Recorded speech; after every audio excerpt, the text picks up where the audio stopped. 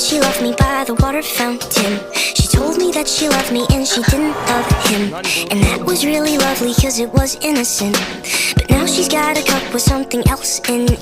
It's getting kinda blurry at 10:15. And he was in a hurry to be touching her skin.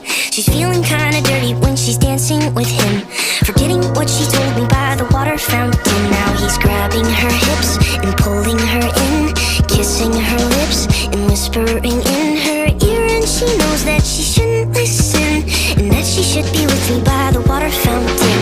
She couldn't be at home in the nighttime because it made her feel alone. But at that time she was too young. I was too young. I should have built a home with a fountain for us. The moment that she told me that she was in love, too young. I was too young. Too young. Too young. Too young.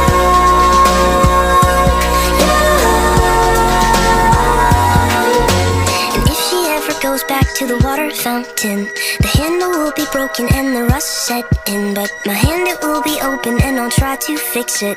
My heart, it will be open and I'll try to give it. Now I'm grabbing her hips and pulling her in, kissing her lips and whispering in her